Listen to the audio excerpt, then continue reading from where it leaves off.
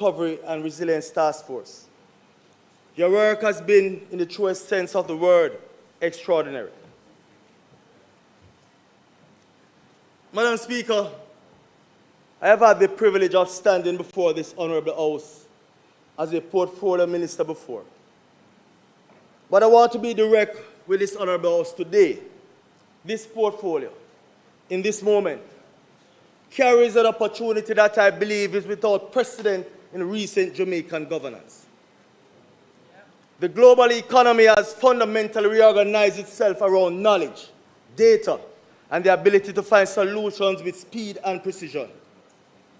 Countries, Madam Speaker, that build the infrastructure to solve problems and to convert their local challenges into exportable answers are pulling ahead.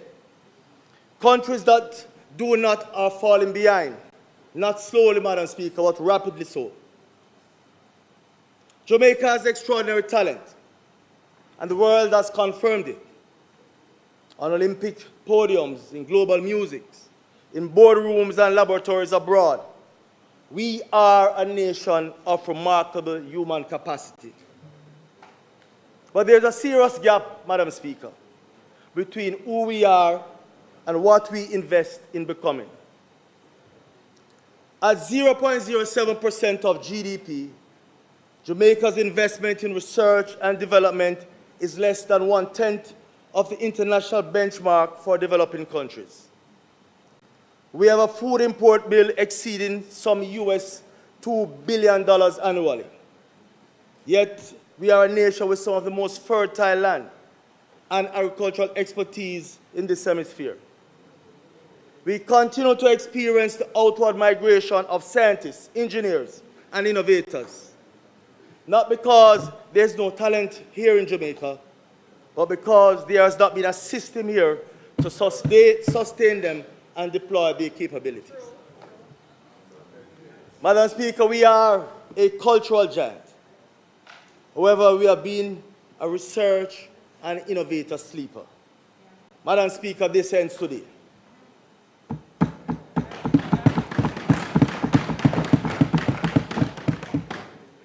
Madam Speaker, I present this sectoral debate under the theme, Growth through Research, Innovation and Technology, GRIT.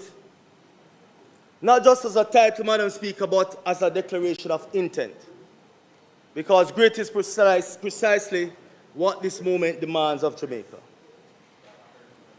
The mandate of this portfolio is not simply to manage agencies or process legislation. The mandate, Madam Speaker, my mandate, is to build the architecture that converts Jamaica's talent into Jamaica's prosperity. Research, Madam Speaker, for our development. Innovation in service of our people. Technology as the engine of growth. Not for its own sake, but because it solves real problems for real Jamaicans.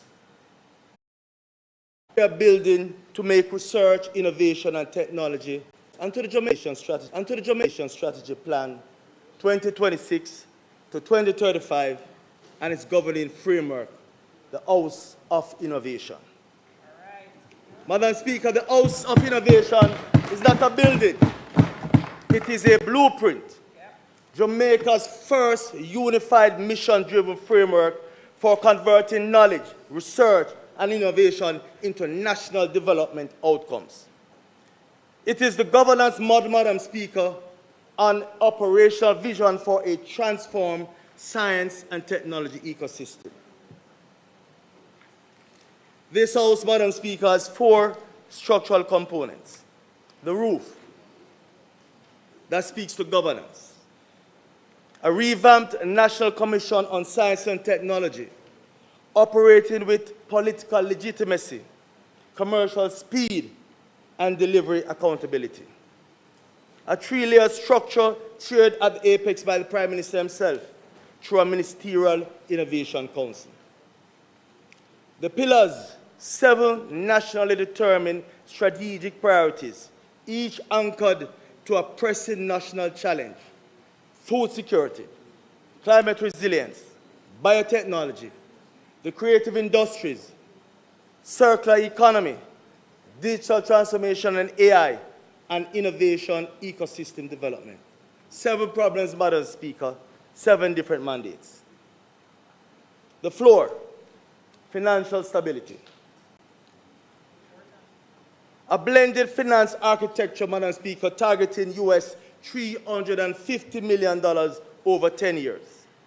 Secured through multilateral partnerships, private sector co-investment, and Government of Jamaica's commitment designed, Madam Speaker, to raise Jamaica's research and development investment from 0.07% to 1.5% of GDP by 2030. The foundation, Madam Speaker, our human capital pipeline. From the Nurturing Early Scientific Thinking NEST program in early childhood institutions, through the secondary and tertiary pipeline to entrepreneurship and commercialization training. Madam Speaker, every Jamaican child deserves to grow up thinking like a problem solver. Yes. Madam Speaker, 1.5% of GDP in research and innovation investment by 2035 is the threshold at which brain drain reverses. Knowledge output becomes exportable, and Jamaica earns its position as the undisputed science and technology hub of the Caribbean. Madam Speaker, this plan was developed through rigorous national stakeholder engagement, culminating in the Ministerial Forum on Science, Technology and Innovation for National Development held in March of this year. It is aligned to Vision 2030, to our National Science, Technology and Innovation Policy, to the AI Task Force's recommendations, to the UNESCO AI Readiness Assessment, and to our UNESCO goal-spin commitments. Madam Speaker, I'm committing this plan to Cabinet, and I am committing this government to its execution. The full details of this strategy, Madam Speaker, will be made available shortly. Madam Speaker, the House of Innovation requires a transformed institution to drive it. The National Commission on Science and Technology will be revamped legislatively and operationally to serve, Madam Speaker, as the executing authority for this plan at scale. What Jamaica needs is not another advisory body. We need an institution with the speed of a commercial enterprise, the accountability of a public body, and the authority to convene government, universities, private industry, and the research community around common national missions. Madam Speaker, the governance design is complete. The legislative work is in progress. A dedicated cabinet submission will follow. Madam Speaker, the Scientific Research Council is one of Jamaica's best kept secrets. Not for much longer though. It will play a pivotal role in the execution activities of the House of Innovation. But let me speak more about what SRC has done to date. Madam Speaker, in the review period, the SRC delivered results that speak directly to Jamaica's most pressing development challenges. In agriculture and food security, the SRC produced some 30,000 tissue culture plants, yam plantlets, pineapple, and Irish potato to strengthen domestic food production. They have propagated some 2,000 mangosteen plants in partnership with the Ministry of Agriculture and advanced mutation breeding research for disease-resistant coffee, improved ginger lines, and faster maturing sweet potatoes. Madam Speaker, in communities, 52 residents in Watermouth, St. Catherine, were trained in pineapple farming and juice processing. And 37 hot pepper farmers received training in jerk seasoning production to reduce wastage and increase income. Madam Speaker, this is research for development in its most direct and tangible form. The SRC's Analytical Services Department, the backbone of Jamaica's public health and trade infrastructure, completed over 11,000 laboratory analysis between April and December of 2025. Protecting, Madam Speaker, food safety, drinking water quality, and export integrity. Major laboratory modernization was completed in the last financial year, with 3 new high-precision instruments deployed: a discrete analyzer for water quality surveillance, an ICP-OAS for heavy metal and environmental monitoring, and an FTNIR spectrometer for food authenticity and adulteration detection.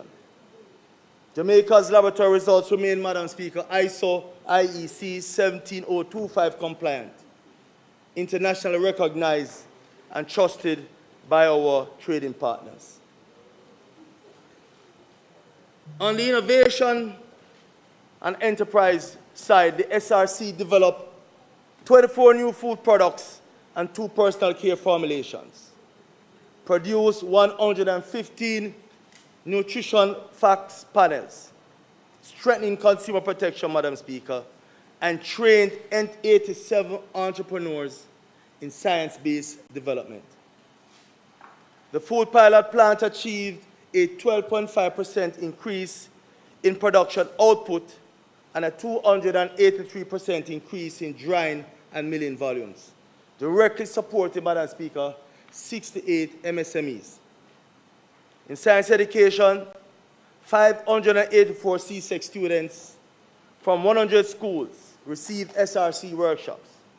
120 teachers were trained in science process skills, and science clubs are now active in over 100 schools with a focus on rural communities.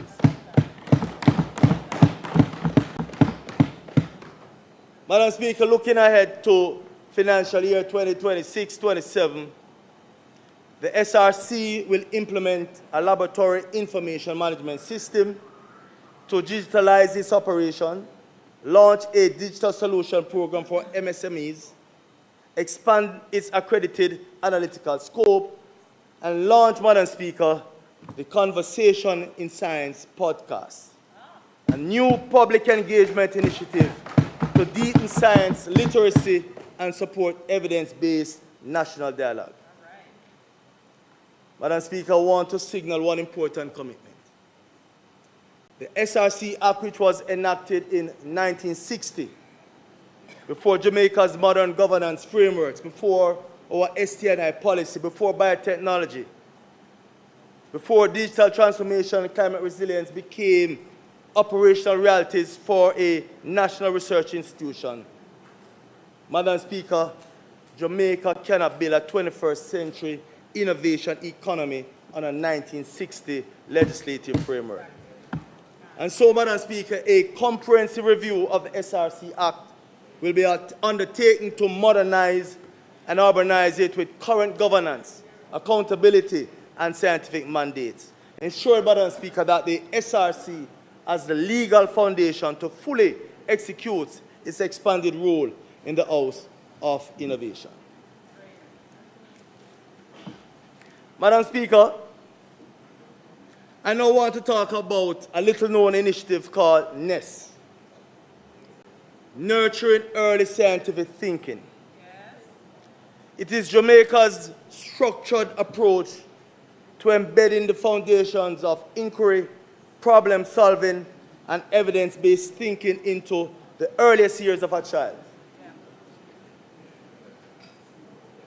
It works by building the capacity of educators in early childhood institutions to deliver play-based science experiences, supported by STEM activity book and hands-on STEM kits designed specifically for the early childhood context.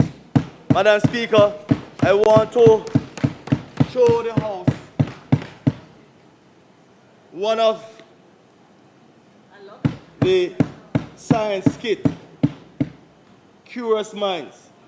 It's an activity kit that is geared towards stimulating the minds of our young children, especially those at the early childhood stage. And I just want to give us a little glimpse. Boy, it's all over the place. But Madam Speaker, you can see the content. geared towards stimulating the minds of our young people to start to think outside of the box.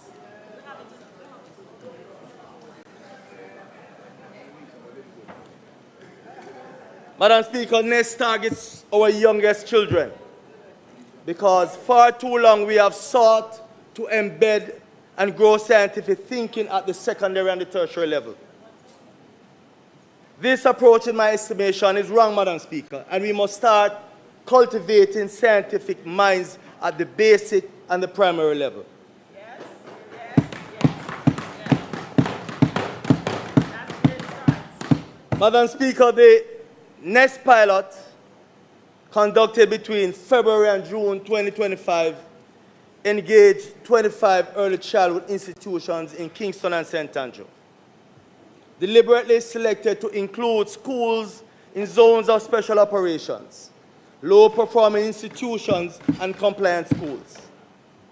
Madam Speaker, 25 educators were trained through a training of trainers model delivered by Early Childhood Commission's officers, with mentorship support provided through the Association of Science Teachers of Jamaica. The evaluation, Madam Speaker, is positive. The evidence base is built. The scale-up plan is ready. Madam Speaker, we are now rolling out NEST nationally. The plan targets 500 early childhood institutions across all 7 education regions and all 14 parishes to be reached by the end of 2026. Madam Speaker, rollout has already begun in Kingston, St. Andrew, Portland, St. Mary, and St. Thomas. St. Anne, Trelawney, St. James, and Nova and Westmoreland will follow, and St. Catherine with some 107 early childhood institutions, and Clarendon will complete the national coverage by year's end. Madam Speaker, every region, every parish, 500 institutions. Because, Madam Speaker, the child who grows up asking why and how is the entrepreneur, the innovator, and the problem solver Jamaica needs. And that journey, Madam Speaker, begins not at university, but at JISTV. That's right. Madam Speaker, the vision I have just described does not stand alone. It stands on the shoulders of partnership that have been built deliberately and carefully over time. Madam Speaker, I want to take a moment to recognize 2 institutions whose continued commitment has been instrumental in shaping the science and innovation agenda now before this House. Madam Speaker, the Inter-American Development Bank has been a steadfast partner in Jamaica's development journey, and its engagement with this portfolio has deepened significantly as we have developed the National ST&I Strategic Plan and the House of Innovation Framework. I would also like to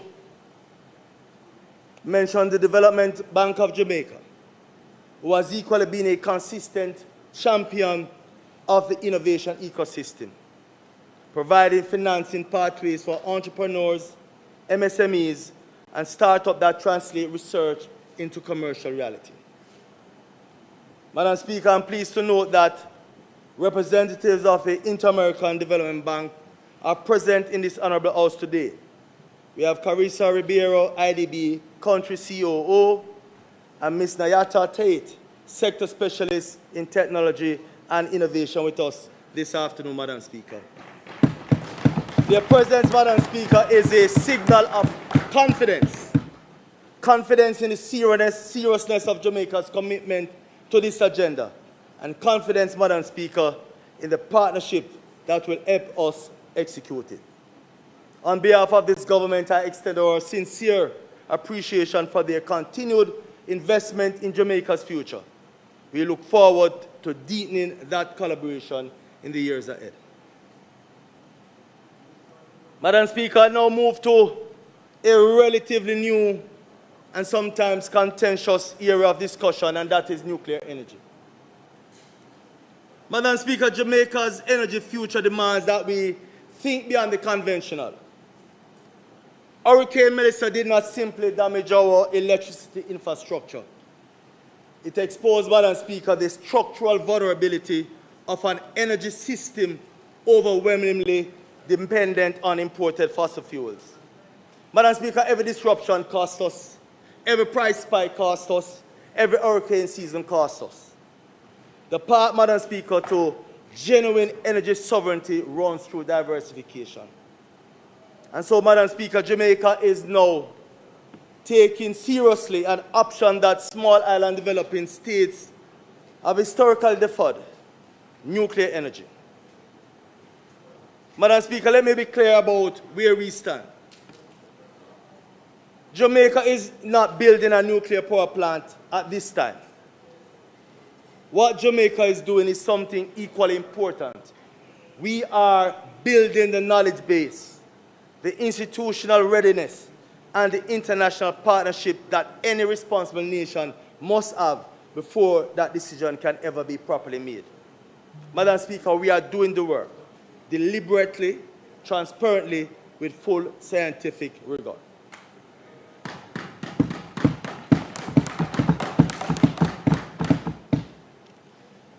Madam Speaker, in October 2024, the government of Jamaica executed a memorandum of understanding with two of Canada's premier federal nuclear institutions, Canadian Nuclear Laboratories and Atomic Energy of Canada Limited.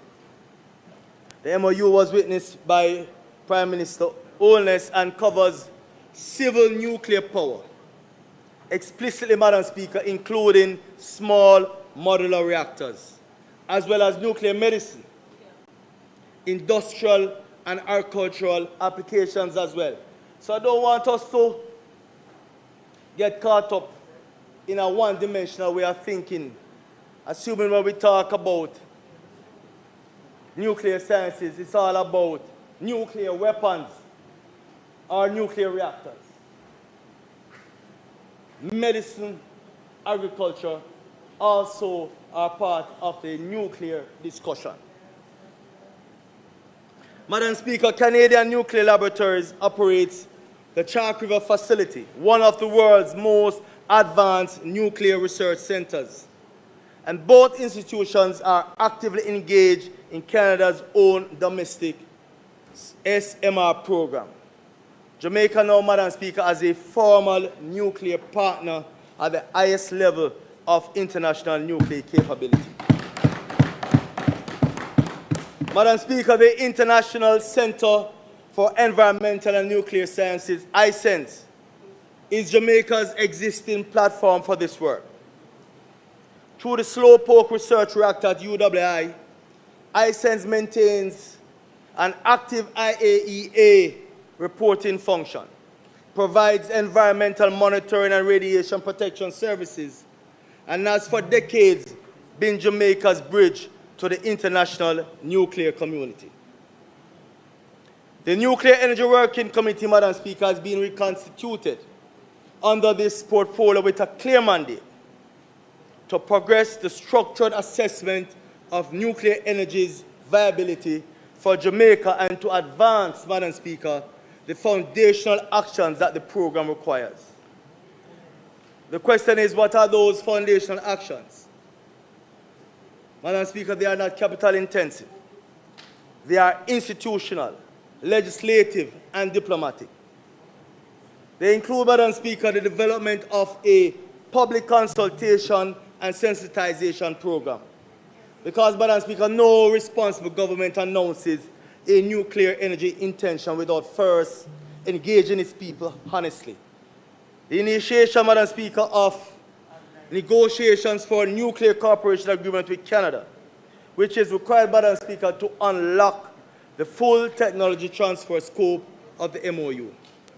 And of course, Madam Speaker, formal notification to the IAEA of Jamaica's intent to examine small reactor installation, which of course, Madam Speaker, will unlock the IAEA's assistance at no direct cost to Jamaica.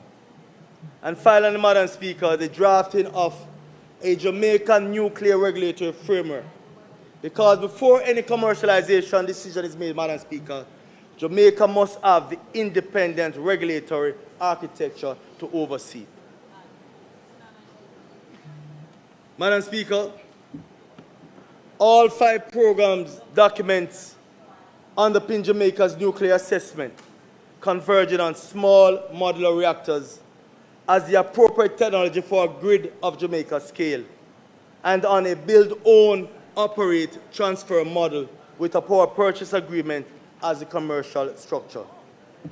Keeping capital costs off the government's balance sheet while securing clean, reliable baseload power, Madam Speaker. Madam Speaker, this is not a fantasy. This is the energy pathway that serious small nations are pursuing. And Jamaica, with its existing research infrastructure at ISENS, its partnership with Canada, and its reconstituted working committee, will seek to position itself to be among them.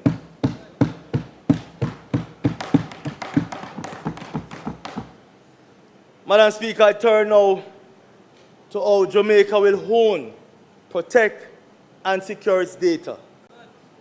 Because in the digital age, Madam Speaker, data sovereignty is not optional. Madam Speaker, data is the infrastructure of the 21st century. Just as we would not tolerate a foreign power owning our roads or our water supply, we cannot be passive consumers of our own national data. Data sovereignty, Madam Speaker, is Jamaica's right to control, govern, and benefit from the data generated within our borders. It is not a technical concept. It is a national security and a national development imperative. Madam Speaker, the Data Protection Act passed in 2020 was one of the most important pieces of legislation this government has placed on the books. It established a framework for how personal data in Jamaica is collected, used, and protected. It created, Madam Speaker, the Office of the Information Commissioner as our national data protection regulator. It is a law that we should all be proud of. But, Madam Speaker, I'm going to be direct with this House. 5 years after the Data Protection Act was passed, the enforcement provisions have still not been fully activated. The very provisions, Madam Speaker, designed to hold data controllers accountable and protect every Jamaican whose personal information is collected and processed. We have the law, Madam Speaker, but what we have not yet done is fully enforced it. And there's a structural reason for this, Madam Speaker. The OIC was established with an interim organizational structure that was not adequate for the full scope of its regulatory mandate. Functional areas unprovided for, staffing below the required level, and key officers without the specialized technical training that compliance oversight demands. Madam Speaker, the OIC has worked with what it has, building the framework and running a growing public awareness program. But, Madam Speaker, awareness without enforcement is regulation. It is simply education.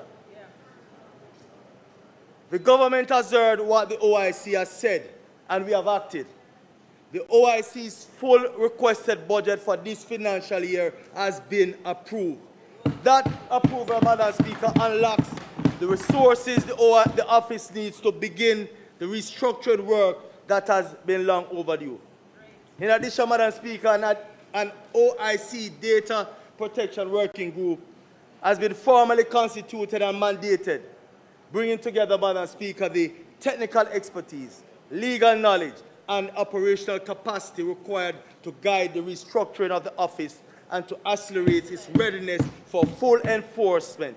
That, Madam Speaker, is work that is underway at the moment. On the matter of the Data Protection Oversight Committee, Madam Speaker, members have been selected and the approval process is in its final stages. But let me be candid about the delays.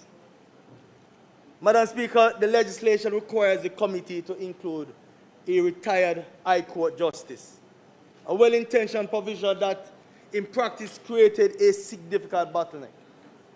Finding a willing and qualified retired justice proved far more difficult than the law assumes. And I want to signal to the House that this warrants legislative review. The current formulation, Madam Speaker, places the timeliness of a critical governance appointment at the mercy of a very small pool of eligible candidates. Madam Speaker, with the budget secured, the working group active and the oversight committee appointment in its final stages, the OIC is now on a clear path to becoming what it was always designed to be, a fully functioning, technically capable, enforcement-ready National Data Protection Authority. Yes. And when that authority is in place, Madam Speaker, the enforcement provision of the Data Protection Act will be activated. Data controllers will register, comply, and be held accountable. Jamaicans, Madam Speaker, who trust organizations with their personal data have a right to expect that trust to be protected, not just in law, but in practice, Madam Speaker. Hear, hear. Madam Speaker, Hurricane Melissa exposed a vulnerability that digital government must confront. What happens to the critical records and systems that underpin national life, such as land titles, business registration, court records, government databases, when physical infrastructure is destroyed or compromised? The answer this administration is introducing, Madam Speaker, is the concept of the data embassy. Madam Speaker, data embassy is a diplomatic arrangement backed by international treaty in which a host country grants a sending state full legal sovereignty over servers physically located on its soil. The data held there is inviolable. It cannot be seized, accessed, or compromised by the host state. It is in every legal sense sovereign Jamaican territory. It's a concept, Madam Speaker, that has been pioneered in other jurisdictions and is gaining traction among small states globally. But it is this government that is bringing it to Jamaica, Madam Speaker, shaping it for our context and committing to explore both bilateral and regional frameworks that will protect our national digital community, our continuity. Madam Speaker, I'm directing my team at the OPM to begin that work now. Our data, Madam Speaker, is our sovereignty. We will protect both. Madam Speaker, this conversation about digital sovereignty and data resilience has been a natural companion in the visionary work being championed by my colleague, the Honourable Minister of Efficiency, Innovation and Digital Transformation, Minister Audrey Marks, around the creation of digital twins for government systems.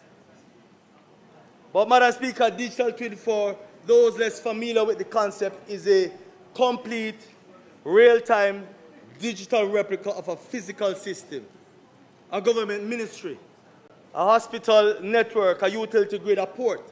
It allows planners, Madam Speaker, emergency responders, and policymakers to stimulate, test, and respond to scenarios before they happen in the real world. Madam, my colleague, Ambassador Marks, has been a compelling advocate for this capability as part of Jamaica's digital transformation and resilience strategy. But here's the critical point. A digital twin of a Jamaican government system, by its very nature, may need to exist and operate on infrastructure located outside of Jamaica's border. To ensure it survives the very disaster scenario it is designed to help us navigate. Without the legal framework of a data embassy, that replica of our government system sits in a foreign jurisdiction with no guarantee of sovereignty, no protection from seizure, and no legal basis for Jamaica to control it. The data embassy is not simply a backup solution.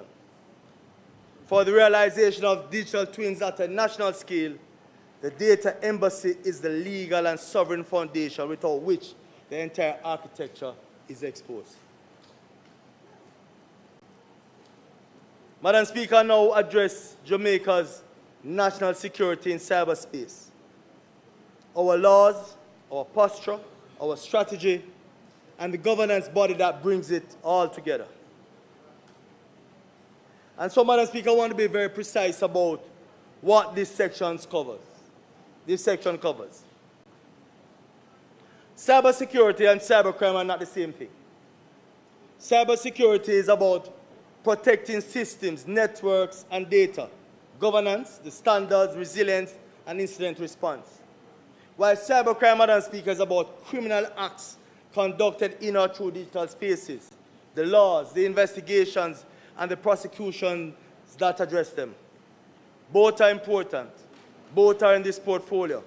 However, they are separate, and I'm going to address them separately. Madam Speaker, I'm proud to report to this Honourable House that the Cybercrimes Amendment Act 2026 was passed in both the House of Representatives and the Senate. This is a landmark achievement for Jamaica's digital governance, and it represents the culmination of extensive legislative work, stakeholder consultation, and cross-party parliamentary process. Madam Speaker, the original Cybercrimes Act of 2015 was landmark legislation for its time. But in the 11 years since its enactment, the digital environment has shifted fundamentally. Artificial intelligence has created new vectors for fraud and manipulation. Deepfakes and AI-generated imagery have enabled forms of harm that the 2015 law could not have anticipated. Non-consensual intimate image sharing has become a serious and growing crime affecting real Jamaicans, overwhelmingly our women and our girls. And our international obligations under the United Nations Convention on Cybercrime, to which we are a signatory, created both the framework and the mandate for modernization. The Cybercrimes Amendment Act 2026 answers all these realities. It modernizes definitions, introduces new offenses, strengthens investigative powers, and fully aligns Jamaica's legislative framework with our international commitments. Parliament has acted, the law has been updated, and the digital environment our citizens navigate every day is more secure because of it. But, Madam Speaker, that legislative milestone does not stand alone. It is one piece of a comprehensive national effort to secure Jamaica in cyberspace. So let me now lay out the full picture of where we stand, where we are headed, and the governance architecture that will bring it all together. Madam Speaker, Jamaica is under active, escalating cyber attack. In 2025 alone, there were more than 49 million cyber attack attempts in Jamaica, up from 12 million in 2022. I repeat, in 2025 alone, there were more than 49 million cyber attack attempts in Jamaica, up from 12 million in 2022. Critical government systems and institutions have been targeted and breached. A data breach on a major government digital platform exposed the personal and information of hundreds of thousands of Jamaicans. These are not warnings, these are results. In fact, a 2020 assessment of Jamaica's national cybersecurity maturity rated us at just 40% of the maximum score, against the regional leader, which is around 70%. And so the gap is real, it is structural, and it must be closed. We have, however, been building the architecture to close it. The Jamaica Cybersecurity Standards Framework, aligned to the internationally recognized NIST framework, is now complete. The National Cyber Incident Response Plan is tested and ready. Some US $10 million through the Strengthening Cybersecurity in Jamaica project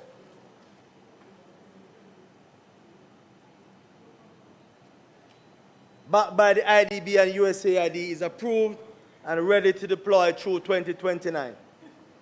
The challenge has not been strategic, Madam Speaker.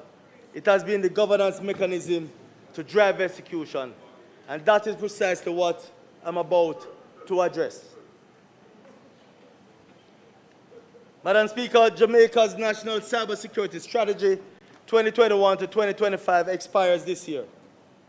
It is the second iteration of a national strategy that began in 2015, and it has served Jamaica well. It gives us 5 strategic goals: protect, deter, build, partner, govern, that have guided our national cybersecurity architecture through a period of significant growth and equally significant threat. It gave us the frameworks, the standards, and the incident playbook. The progress it enabled is real. But, Madam Speaker, strategy must evolve. The threat landscape of 2025 is not the landscape of 2021. Artificial intelligence is now being weaponized by attackers. Supply chain compromise has become the primary concern of large organizations globally. Critical information infrastructure protection has moved from aspiration to operational necessity. And, Madam Speaker, Hurricane Melissa reminded us that cybersecurity and physical resilience are not separate disciplines, they are one. Yes. Jamaica, Madam Speaker, is committed to entering its 3rd national cybersecurity strategy cycle, one built on stronger foundations, clear governance, and a permanent national cybersecurity directorate at the helm. Madam Speaker, the governance mechanism that will drive that process, that will bring every element of Jamaica's cybersecurity architecture into a single, coordinated national effort is what I'm about to announce. Madam Speaker, each iteration of our strategy has built on the last. The 2025 strategy gave us Jamaica CERT. The 2021 strategy gave us the NCSF, the NCIRP, and the governance blueprint. The 2026 strategy, Madam Speaker, will give us the institutional permanence, the legislative teeth, and the operational scale that the previous 2 strategies pointed towards. Jamaica, Madam Speaker, will not simply refresh a document. Jamaica will build the next generation of its national cybersecurity posture. Madam Speaker, I just want to pause here before I go any further, to acknowledge the yeoman work of Lieutenant Colonel Godfrey Sterling and his team in the CERT Division. What they have accomplished to date with the limited resources they have is nothing short of Herculean. Madam Speaker, a new national cybersecurity law is being developed, and the groundwork is already laid. In July 2024, a comprehensive legislative drafting instructions matrix for Jamaica Cybersecurity Act was completed. One of 6 documents produced to strengthen Jamaica's national cybersecurity ecosystem in preparation for the IDB and the USAID investment program. That matrix provides a near-complete blueprint for what this law will contain and how it should be structured. The legislative pathway is clearly defined and the timeline is set. A cybersecurity policy and legislative gap assessment will be completed within the first 4 months of our new national governance framework. Drafted instructions will be finalized by month 6. Cabinet submissions on the full legislative package are targeted for months 9 to 12. The question is, what will this law do?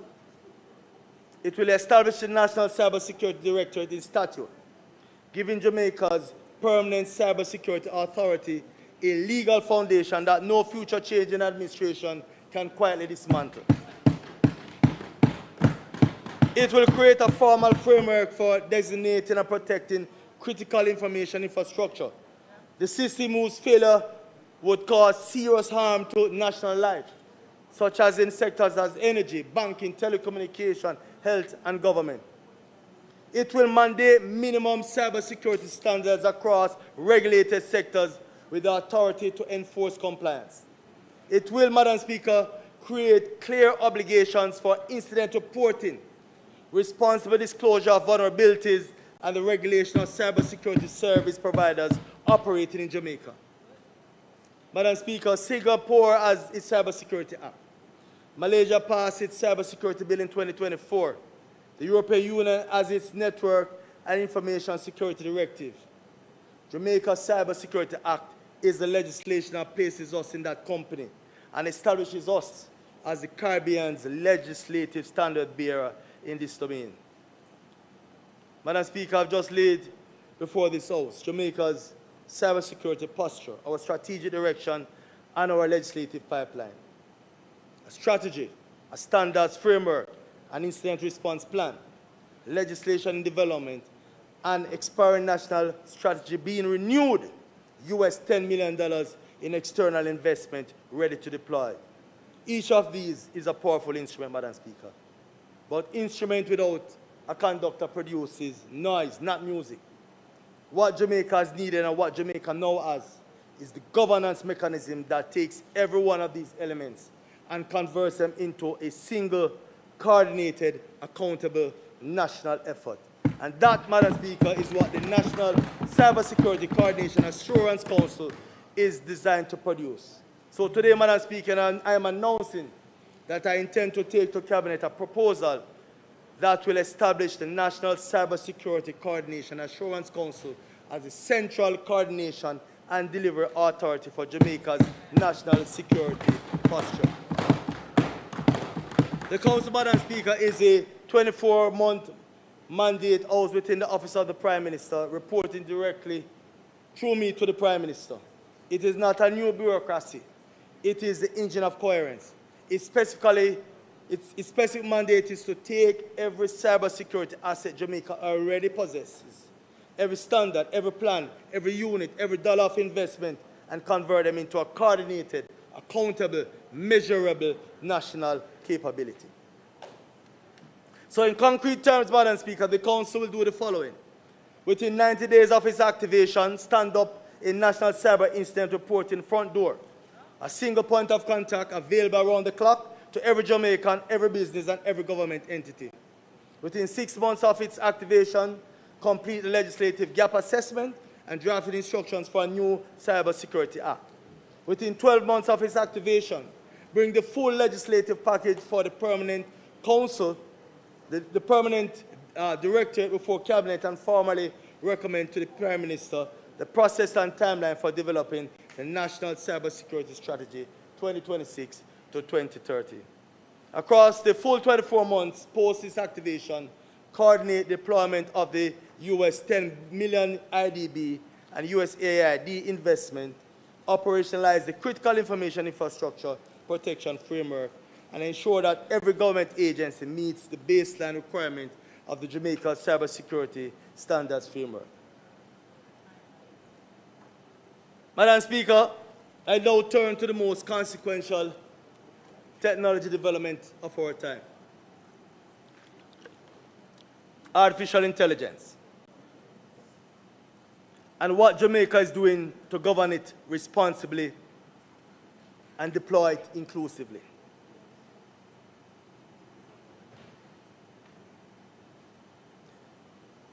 Madam Speaker, artificial intelligence is not a future technology. It is the present reality. It is being used, Madam Speaker, right now to transform healthcare, agriculture, financial services, education, and public administration in countries that are moving with deliberation and speed. The countries, Madam Speaker, that govern AI well will harvest its benefits. The countries that do not will bear its consequences, and we cannot allow ourselves to fall into that space, Madam Speaker. Madam Speaker, Jamaica's regional standing on AI governance deserves to be restated. 3 members of our national task force sits on the newly established Caribbean AI Task Force convened by the Caribbean Telecommunications Union. Our chairman, Christopher Record, serves as its deputy chairman. Jamaica, Madam Speaker, is not following the Caribbean on this. Jamaica is helping to set the direction. That is a source of national pride, and it's a responsibility we intend to honor. Madam Speaker, I want to make explicit the connection between AI governance and the data protection framework we discussed earlier. The Data Protection Act of 2020 was not designed with artificial intelligence in mind. Algorithmic processing of personal data, automated decision-making, AI-driven profiling, none of these realities were contemplated when the Act was first drafted. As Jamaica moves, Madam Speaker, to deploy AI in public services, healthcare, agriculture, and financial inclusion, this gap becomes a risk to citizens' rights. The AI legislative framework that the National AI Task Force is now developing will specifically address AI readiness in our data protection regime, ensuring, Madam Speaker, that the principles of transparency, accountability, and consent that underpin the DPA are extended into the era of intelligence systems. Data protection, Madam Speaker, and AI governance are not separate conversations. They are the same conversations at different speed. Madam Speaker, Jamaica does not approach AI policy from a standing start. The National AI Task Force produced a comprehensive set of national AI policy recommendations in March of last year and completed a UNESCO AI readiness assessment the same year, giving us, Madam Speaker, an internationally benchmarked, evidence-based picture of exactly where we stand. The reconstituted task force has a clear mandate, a national AI draft policy within 6 to 9 months, and that is by November of this year, and it will cover 8 domains, from innovation and economic growth through to ethics, legal frameworks, and government-industry collaboration, developed through genuine consultation. We will meet that target, Madam Speaker.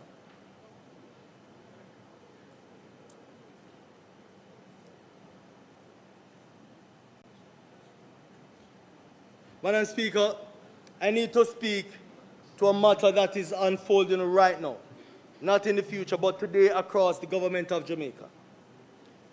I have set out in the previous section the full legislative agenda that will give AI governance its full legal force in Jamaica. The AI policy, the AI Act, the structured review mechanism, and the question of a national AI regulatory authority. What I want to focus here, Madam Speaker, is a dimension of the AI agenda that no policy document and no law can fully capture, the human dimension. Government entities have already begun using AI tools in the execution of their functions, not in a coordinated way, not under a formal policy, not with the governance, risk management, or accountability guardrails that responsible AI use requires, simply because the tools are available, increasingly affordable and visibly capable, and public servants, like everyone else, are reaching for them. Madam Speaker, I want to be clear. The instinct to innovate is not the problem. The problem, Madam Speaker, is that AI use is outpacing understanding. It is outpacing oversight. It is outpacing accountability. And in the context of government, where public servants handle sensitive personal data, confidential state information, and records that belong to the Jamaican people, that gap is a risk we cannot afford to ignore. And so, Madam Speaker, I had to instruct our AI task force to treat with urgency and provide a report on AI literacy for the public sector. And I want to say that they did not disappoint. Within 2 weeks, they have formulated an AI literacy program and have given us recommendations. Madam Speaker, I just want to state here that this is not a technical training course. It is a policy-grounded program that equips every public officer to understand what AI is, how it is being used, what the risks are, and where the boundaries must lie, covering data governance, data sovereignty, privacy obligations under the Data Protection Act, cybersecurity risks, ethics, and the non-negotiable principle that human oversight cannot be delegated to a machine. The Management Institute for National Development, MIND, is being considered as the principal training and delivery entity within the government. And of course, the Jamaica ICT Authority will be a central partner to this initiative. Madam Speaker, we cannot build an AI-ready Jamaica from the outside in. It must start with the public service. It must start with government.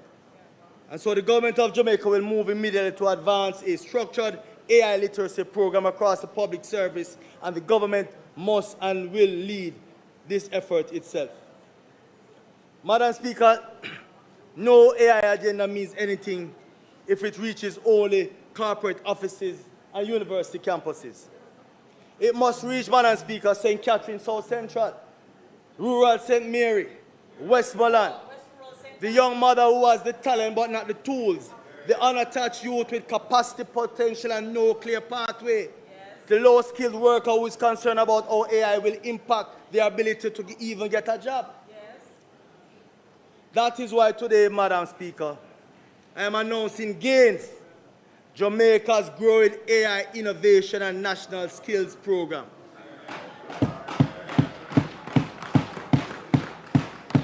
Madam Speaker, GAINS is not a training program in the conventional sense. It's a national workforce transformation initiative with a structured employment pipeline connecting certified graduates directly to Jamaica's private sector from day one. Here's how it will work, Madam Speaker. To enhance universal service fund community access points, digital infrastructure we already own in communities across Jamaica. No. GAINS will deliver a 6-week AI mastery curriculum structured around Jamaica's national priority sectors in every one of our 63 constituencies. Minister, your time for speaking has expired. Please wrap up. Well, Madam Speaker, in wrapping up,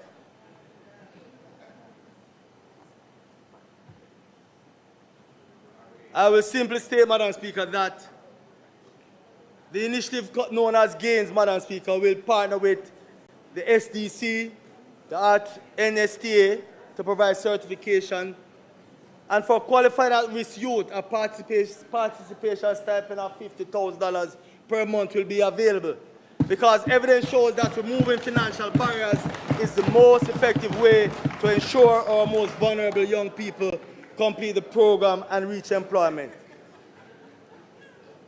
Madam Speaker, it is intended that a minimum of 1,260 NSTA certified graduates per national cohort will benefit from this initiative. Madam Speaker, we have done so much. But I want to use the opportunity, Madam Speaker, to applaud the effort of Neptune Communications and Ispasat Communication, who assisted us with deploying satellites to assist with communication for the Jamaica Fire Brigade, JISTV schools, and health facilities in communities affected by Hurricane Melissa in recent time. And Madam Speaker, I'm wrapping up. Madam Speaker, JISTV, Madam Speaker, is one such entity of government that has transformed itself, Madam Speaker, from being an infrastructure development support initiative. Madam Speaker, I beg you some protection so I can wrap up. Madam Speaker, I want us to appreciate the work of JISTV, Madam Speaker. JISTV has contributed significantly to the rollout of a number of social programs, and they will be partnering with us in the GAINS program. GAINS will be monitored or be facilitated through the work of JISTV. Madam Speaker, I also want to mention CHASE. The CHASE Fund has contributed or spent some $1.232 billion for the last financial year, assisting in providing support to public hospitals, assisting patients with treatments. But Madam Speaker, I want to close my presentation with a declaration. It's a very large era. Jamaica, Madam Speaker, has always done more with less. We have competed at the highest levels in athletics, in music, in diplomacy, in business. With a fraction of the resources available to other nations, we outperform. That is not luck, Madam Speaker. That is the product of a people with extraordinary intelligence, extraordinary resilience, and an extraordinary will. What we have not done fully, consistently, systematically is invest in the infrastructure that converts that intelligence into sustained national prosperity. The infrastructure of knowledge, innovation, and digital resilience. This is what this portfolio is about, Madam Speaker. And this is the parliamentary cycle in which we move deliberately, urgently, and with conviction from policy to construction. Madam Speaker, I stand here today, Madam Speaker. Minister Wheatley. I'm wrapping up. Madam Speaker, I stand here today in a new chapter with a broader mandate, making the same commitment. And to the Jamaican people watching and listening, we are not in the business of grand declarations. We are in the business of results. The world is not waiting for Jamaica, Madam Speaker, but Jamaica, this portfolio, this moment is not waiting either.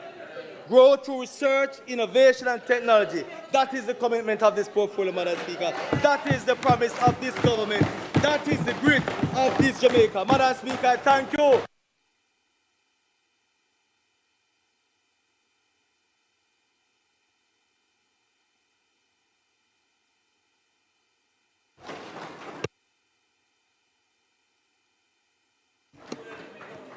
Orderly.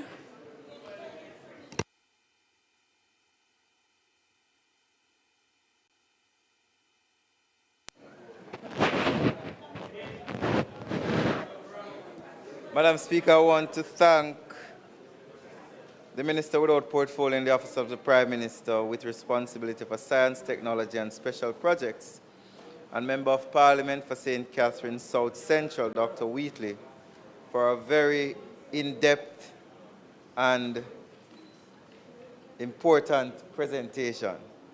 We will now have the Member of Parliament for Westmoreland Eastern, Dr. Dayton Campbell, for his presentation.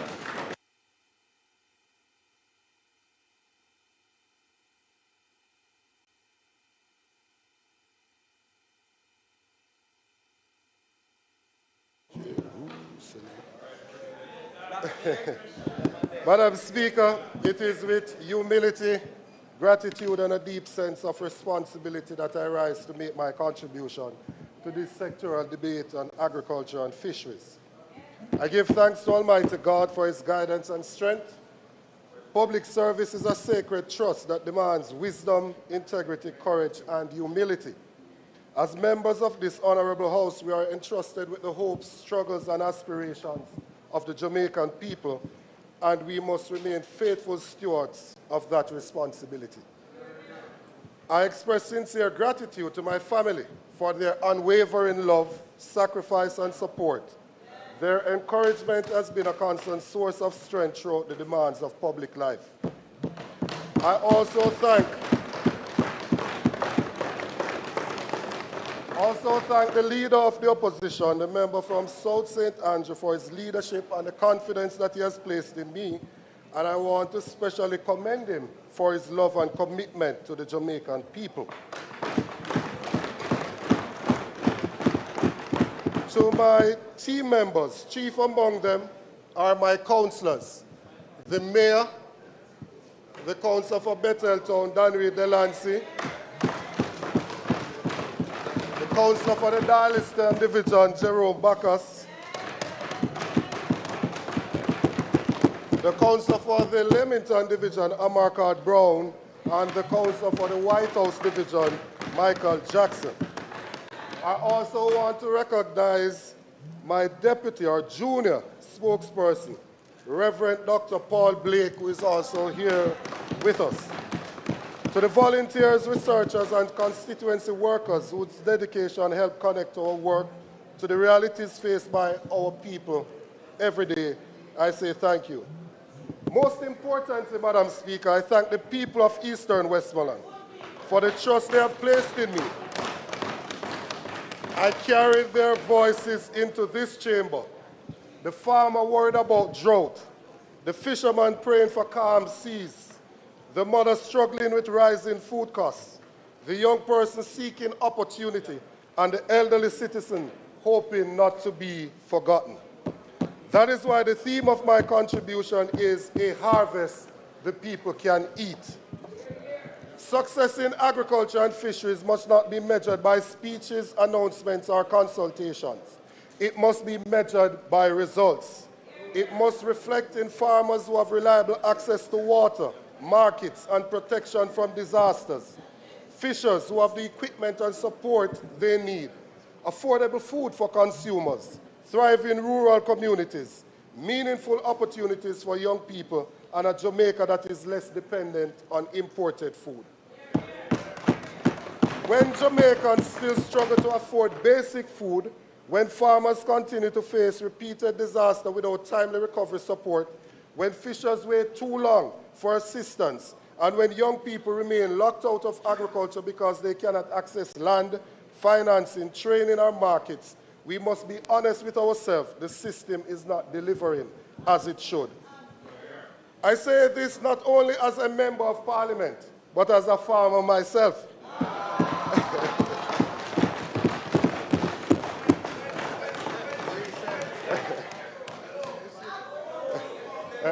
You're not keeping up if you don't know that I'm a farmer. You're not keeping up, you know.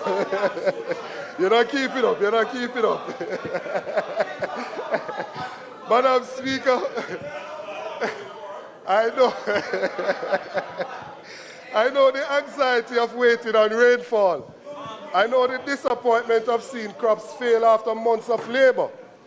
In communities like those across eastern Westmoreland, agriculture is more than abstract policy issues. It is survival, dignity, opportunity, and hope. This debate, therefore, is not merely about statistics or policy documents. It is about whether the people of Jamaica, especially those in rural communities, feel protected, respected, and empowered by the policies of their government. Madam Speaker, I wish to place on the record a biblical principle directly to the issues before us today. Galatians 6:7 reminds us, whatsoever a man soweth, that shall he also reap. Whilst the Apostle Paul was speaking about moral responsibility, he used language every farmer understands. The principle is simple. There is a relationship between what is planted and what is harvested, between choices and consequences, between policy and outcomes. That principle applies equally to public policy. A country that sows weak planning cannot expect strong agricultural sector. A country that underinvests in irrigation, farm roads, agricultural resilience, fisheries infrastructure, and youth participation cannot expect to reap food security and rural prosperity. The scripture also warns us, be not deceived. In policy terms, we must not confuse activity with achievement, announcements with results, or public relations with progress. Consultations, launches, and press releases have their place, but they cannot substitute for practical support that reaches farmers, fishers, and consumers. Therefore, when I speak of a harvest the people can eat, I speak not only of crops and fish, but of the harvest of governance itself. Ultimately, leadership is judged not by what it announced, but by what the people are able to reap from our stewardship. Madam Speaker, agriculture and fisheries are not secondary sectors to be discussed only in times of crisis. They are fundamental to Jamaica's survival, stability, and economic independence. I acknowledge that some work has been done and some progress has been made. I acknowledge also the dedication of farmers, fishers, extension officers, technical staff, and rural communities. However, the real question is whether government policy has produced sufficient improvement in the lives of the people who depend on those sectors. Far too many Jamaicans answer that as no. Madam Speaker, if we wish to assess the true state of agriculture, we must look beyond announcement and examine the results. The figures are sobering. In 2025, Jamaica's food import bill rose to approximately US $1.46 billion. I don't know if the member speaking before has some updated information, because he said the food import bill is at $2 billion. That's US dollars. When the government came to office in 2016, that food import bill was at 834 million US dollars. Approximately 50% of what it is now. At the same time, agricultural exports declined from approximately US 288 million in 2024 to US 278 million in 2025. As a result, Jamaica now imports roughly $5 worth of food for every dollar earned from agricultural exports. These figures should concern every policymaker. Jamaica is blessed with fertile land, a strong agricultural tradition, and thousands of hard-working farmers. Yet we remain heavily dependent on imported food. Madam Speaker, praise for agriculture carries little weight if the food import bill continues to rise while agricultural export continues to decline. Ultimately, the measure of success is not what is announced, but what is achieved for the Jamaican people. Jamaica remains heavily dependent on imported food and agricultural inputs. As a result, we are exposed to global price increases, supply chain disruption, exchange rate pressure, and international events beyond our control, as the war in Iran, between Iran and Israel, is now affecting us. Madam Speaker, the government should identify those products that can be produced or substituted locally and develop targeted strategies to expand domestic production. This includes strengthening local feed production, supporting crops such as cassava, sweet potato, breadfruit, onions, Irish potato, sorghum, and providing incentives for farmers producing priority commodities. In the debate that we had on the Jamaica Dairy Board, I spoke about the opportunity that is there for milk and beef trimmings. But Irish potato, Madam Speaker, Jamaica imports between 19.5 million and 21 million tons of French fries annually, at a cost to the country of more than US $30 million each year. These figures, drawn from the last 5 years, highlight a significant opportunity for import substitution, value-added production, and rural economic growth. When the National Development Plan speaks of agribusinesses and value chain development, farmers and the wider agricultural sector expect to see practical strategies that can transform these imports into local production. Specifically, the country should be pursuing a plan to replace those imported French fries with the domestic production of approximately 34 to 36 million kilograms of Irish potatoes, based on a conversion ratio of 1.75 kilograms of Irish potatoes for every kilogram of French fries produced. Madam Speaker, the opportunities arising from such an initiative would extend across several agricultural regions of Jamaica. We have already demonstrated the capacity to successfully cultivate Irish potato in Manchester, Trelawney, St. Elizabeth, St. James, and the Guysill Belt, spanning St. Catherine, St. Mary, and St. Anne. Many farming communities, including those in my own constituency, stand ready to participate and benefit from such an expansion. Based on the current yield that we get in Jamaica of approximately 15 metric tons per hectare, if we were to take on that full demand, we would put 2,000 hectares of Irish potato under production. Madam Speaker, this is precisely the type of strategic thinking, detailed planning, and measurable economic opportunity that our farmers expect when government speaks about national development. Agribusiness and value chain development cannot remain abstract concepts in policy documents. They must be translated into clear production targets. Madam Speaker, I welcome the National Agricultural Development Plan and the efforts to establish a long-term vision for the sector. Jamaica needs a serious agricultural strategy, and on that principle there should be broad agreement in this House. However, our greatest challenge is not a lack of diagnosis. We already know the problems.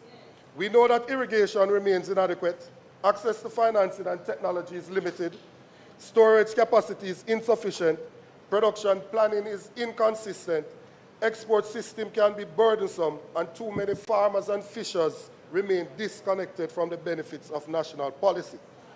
The danger is that the National Agricultural Development Plan becomes another document that accurately identifies problems but fails to meaningfully deliver change.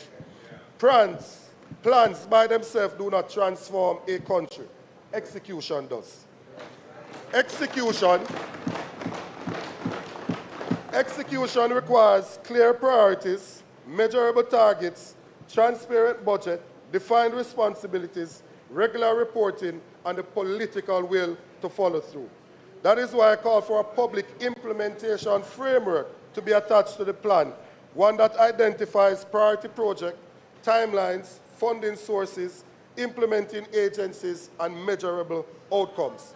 The Jamaican people deserve to know not only what is proposed, but how success will be measured and when results can be expected.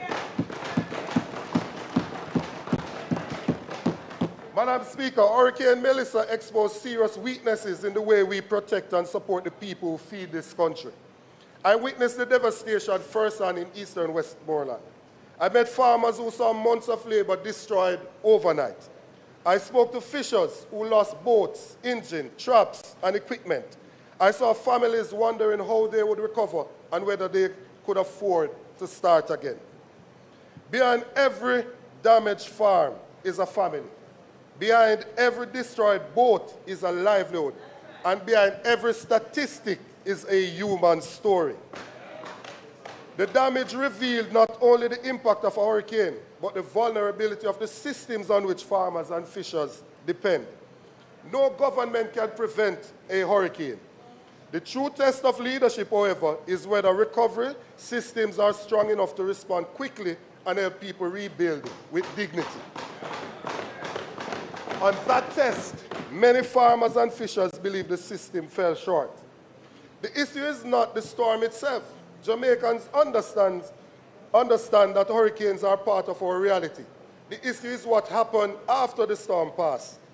Too many people waited too long for assistance, too many remained uncertain about available support, and too many felt forgotten once public attention moved on.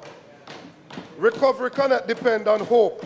It requires funding, clear timelines, transparent criteria, and public accountability. I therefore call on the government to table a comprehensive recovery report to Parliament detailing the assistance delivered, beneficiaries reached, funds allocated and disbursed, outstanding needs, and measures being implemented to strengthen resilience against future disaster. Most importantly, disaster recovery must be built around the realities of production. Farmers cannot wait indefinitely to replant crops. Livestock require daily feed, and fishers must return to sea quickly to support their families. Madam Speaker, the first recommendation I place before the House in this is the establishment of a permanent agriculture and fisheries disaster recovery fund. Such a fund should not be created after every hurricane, flood, or drought. It should not depend on emergency appeals or delayed budget allocations after livelihoods have been destroyed. It should be a standing national fund, financed annually and ready to be activated immediately when disaster strikes. Jamaica is vulnerable to hurricanes, floods, droughts, and other climate-related events. These risks are predictable. Our response system should therefore be proactive, not reactive. A permanent fund would allow government to move from crisis management to preparedness. It would provide farmers and fishers with confidence that support will be available through a clear, transparent mechanism whenever disaster causes significant losses. The fund should serve 5 core purposes: providing emergency assistance to affected producers, replacing critical productive assets, supporting temporary livelihoods where incomes have been disrupted, accelerating replanting and restocking, and helping producers rebuild in ways that are more resilient to future disasters. Importantly, recovery must be linked to production. The objective is not simply to compensate losses, but to help farmers return to their fields and fishers return to the sea as quickly as possible. Madam Speaker, every disaster teaches the same lesson. Delayed recovery increases hardship, weakens food security, and slows economic growth. A permanent recovery fund would help ensure that assistance is timely, predictable, and focused on restoring livelihoods. If we know the disaster will come, then preparedness is not an option, it is a responsibility. Madam Speaker, for the fund to succeed, it must be transparent, efficient, and trusted by the people it is designed to serve. It cannot become another program defined by delay, uncertainty, or discretion. It must operate according to clear rules, clear timelines, and clear accountability.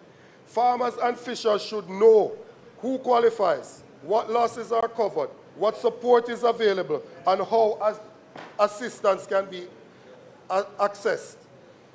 Once a disaster is declared and the fund is activated, application should be processed through a simple and accessible system supported by RADA, Fisheries Authority, and parish-level recovery teams. Most importantly, recovery must be timely. Damage assessment should begin immediately. Emergency assistance should reach affected producers within weeks, and regular public reports should provide transparency on beneficiaries, funding, and progress. The fund should also be supported by parish-level agricultural and fisheries recovery teams established before disaster occurs. Their role would be to assess damage, verify losses, coordinate assistance, and ensure that support reaches those most in need quickly and fairly. Madam Speaker, preparedness is not simply about forecasting storms. It is about having systems in place to protect livelihoods, restore production, and help people recover with dignity when disaster strikes. The obvious question is how such a fund would be financed. The answer is that it should not depend on a single source of funding.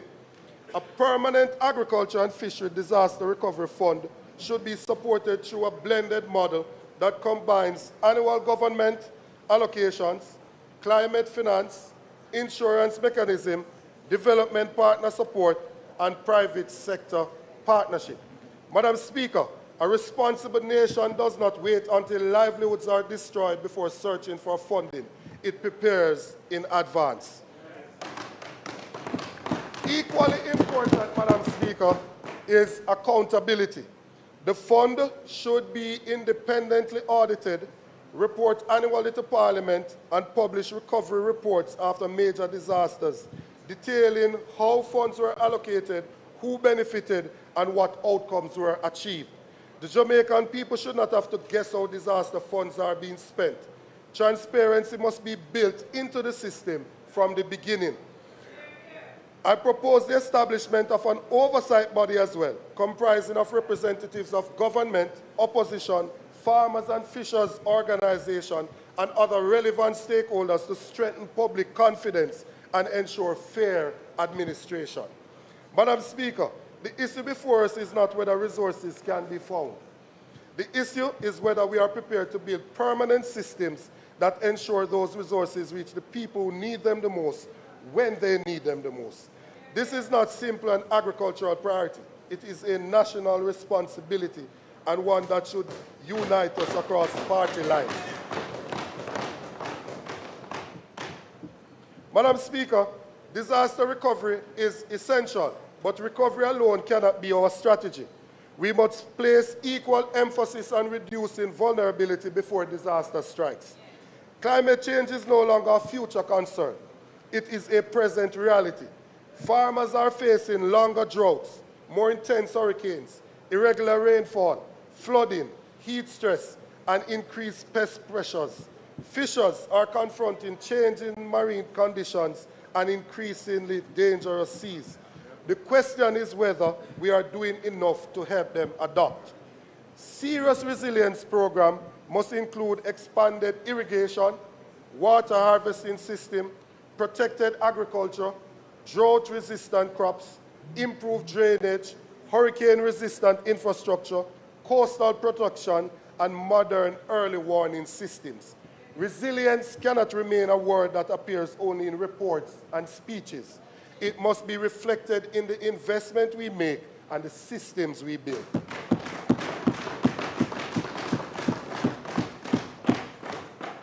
Madam Speaker, one of the fastest and most practical ways to strengthen food security is to reduce post-harvest loss. Too much of what our farmers produce never reaches to the consumers. Valuable produce is lost because of inadequate storage, limited cold chain infrastructure, insufficient processing capacity, and weaknesses in moving goods efficiently from farm to market. At a time when farmers are working hard to increase production, consumers are facing high food prices. Such losses are simply unacceptable. The government should therefore prioritize parish-level aggregation and distribution centers where produce can be sorted, graded, stored, processed, and connected to reliable markets. These facilities should be linked to schools, hospitals, hotels, supermarkets, exporters, and agro-processors to strengthen the journey from farm to table. We must also improve access to market intelligence. Farmers need timely information on demand, prices, and market opportunities so that production decisions can be guided by data rather than guesswork. Madam Speaker, reducing post-harvest loss is about more than preventing waste. It is about increasing farmers' incomes, improving food affordability, strengthening supply chains, and making better use of what Jamaica already produces. In relation to youth in agriculture, Madam Speaker, if Jamaica is serious about the future of agriculture, then we must be equally serious about investing in young people who will shape that future. The Minister spoke about youth engagement and developing the next generation of agricultural leaders, an objective that deserves broad support. However, the cancellation of the National 4-H Achievement Day 2026 has raised legitimate concerns among students, parents, teachers, and stakeholders across the sector. National Achievement Day is more than an event. It is a platform that recognizes excellence, encourages innovation, builds confidence, and exposes young people to opportunities in agriculture, agribusiness, science, and entrepreneurship. For many students, particularly those in rural communities, it is their opportunity to showcase their talent on a national stage. Against that background, the cancellation is disappointing and warrants a clear explanation. At a time when we are encouraging young people to enter agriculture, opportunities for recognition and participation should be expanding and not shrinking. I therefore call on the government to provide a full explanation for the cancellation, commit to restoring National Achievement Day in 2027, and consider hosting an alternative National Youth Agricultural Showcase this year so that students who have worked hard are not deprived of an opportunity to display their achievements. The 4-H movement also needs to be properly funded. Madam Speaker, Jamaica needs a clear and structured pathway for young people to enter and succeed in agriculture. That pathway should begin in our schools, extend through training, land access, financing, business development, and marketing opportunities. Madam Speaker, I also wish to recognize the indispensable contribution of women to the agricultural sector. Women are farmers, agro-processors, entrepreneurs, vendors, and community leaders. They play a critical role in food production, value-added processing, household food security, and rural development. Yet many continue to face barriers in accessing land, financing, equipment, irrigation, transportation, and farmer markets. If we are serious about agricultural development, then we must be equally serious about removing those barriers. I therefore support targeted programs that expand access to financing, training, processing, packaging, branding, and market opportunities for women-led agricultural enterprise and cooperatives. Particular attention should be given to rural women involved in value-added production, where agriculture creates not only income, but employment and economic activity within communities. Madam Speaker, investing in women is not simply a social objective. It is a sound economic strategy. When women in agriculture succeed, families are strengthened, communities become more resilient, and the nation moves closer to achieving food security and inclusive growth. If Jamaica is serious about developing its blue economy, then we must invest in the foundations of a modern fisheries industry. Fisheries need reliable landing sites, cold storage facilities, ice-making plants, market access, timely weather information, and stronger cooperative structure that improves efficiency and strengthens their position within the ecosystem. Madam Speaker, on the issue of predial larceny, no serious agricultural policy can ignore predial larceny. Farmers cannot be expected to invest, expand production, or encourage the next generation to enter agriculture if criminals can steal livestock and crops with little fear of consequences. Predial larceny is more than theft. It is an attack on rural livelihoods, food security, and economic growth. It undermines confidence, discourages investment, and weakens the agricultural sector. The government must strengthen its response through better coordination among law enforcement, RADA, farmers' organizations, local communities. Improve farm registration, stronger livestock identification system. And if you speak to most cattle farmers currently, Madam Speaker, they will tell you that they can't get any tags for their animals. So in essence, what we are doing is turning the hard-working farmers of the country into criminals when they are caught with these animals that they cannot properly identify. We need continued investment in farm roads. And Madam Speaker, on the issue of farm roads, the minister often stands up to talk about how many farm roads have been done. And oftentimes, it is about 300 or 400 meters of farm road when the road leading to the farm is 5 kilometers. And they've only repaired a section of 300 or 400 meters to say that we do 200 roads. That is not efficient, Madam Speaker, and that is not transformative. Madam Speaker, Jamaica must do more to capture the full value of what our farmers produce. Too often, the greatest economic value is created after harvest through processing, packaging and branding, and marketing. Agro-processing therefore represents one of the clearest opportunities to increase incomes, reduce post-harvest losses, create jobs, and expand exports. Whether it is fruits being transformed into juices, cassava processed into flour, or spices converted into value-added products, every stage of processing allows Jamaica to retain more wealth within the local economy. Madam Speaker, one of the greatest tests of government is whether promises are translated into measurable results. Too often, programs are announced and resources are allocated without sufficient public reporting on outcomes and impact. The Jamaican people deserve to know not only what was promised, but what was delivered. I therefore propose that the ministry publish an annual agriculture and fisheries sector scorecard reporting on key indicators such as farmers and fishers support, youth and women participation, agricultural expansion, farm road improvement, disaster recovery assistance, fisheries development, post-harvest loss reduction, and efforts to strengthen food security. Prime Minister, transparency is not a burden. It is a pillar of good governance. Clear reporting strengthens accountability, improves decision-making, and builds public confidence. If we are serious about transforming agriculture and fisheries, then performance must be measured not by announcements made, but by the results delivered. Madam Speaker, the opposition offers a practical agenda focused on implementation, accountability, and results. Our priorities are clear.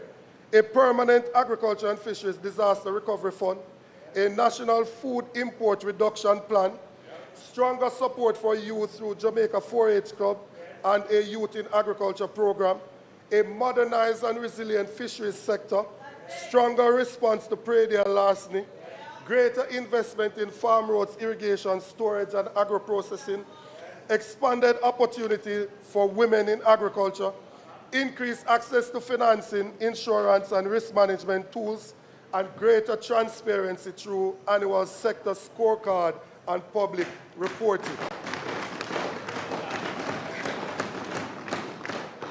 Madam Speaker, Jamaica just does not need more promises without delivery or plans without implementation. What our farmers and fishers need are policies that increase production, strengthen food security, expand opportunity, and improve livelihoods. This is the agenda we are proposing. That is the standard we should demand, and that is the future our agriculture and fisheries sector deserves. Madam Speaker,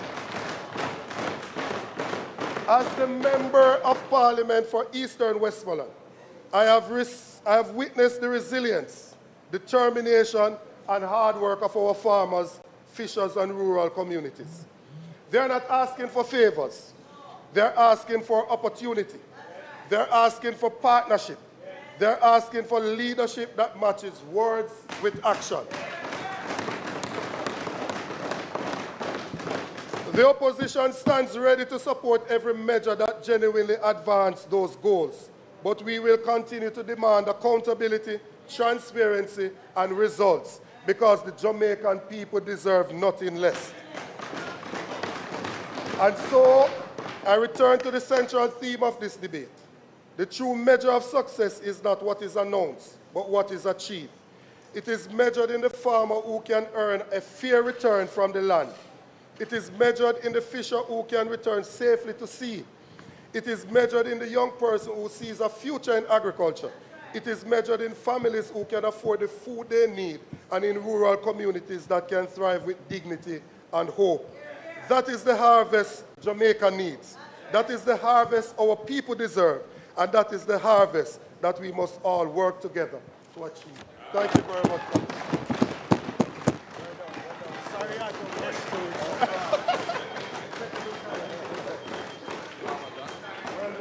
Good time.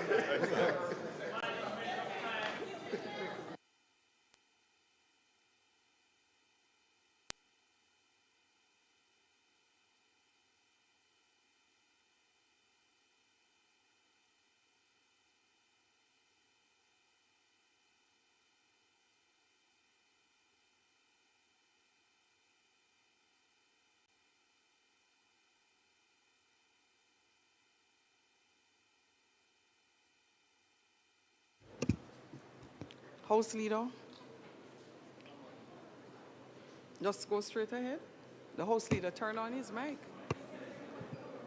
Thank you very much, Madam Speaker. We want to thank the member from Westmoreland Eastern, a new convert to the farming sector, for his presentation. And we will now invite the member from Southeastern St. Mary, Mr. Christopher Brown, for his presentation.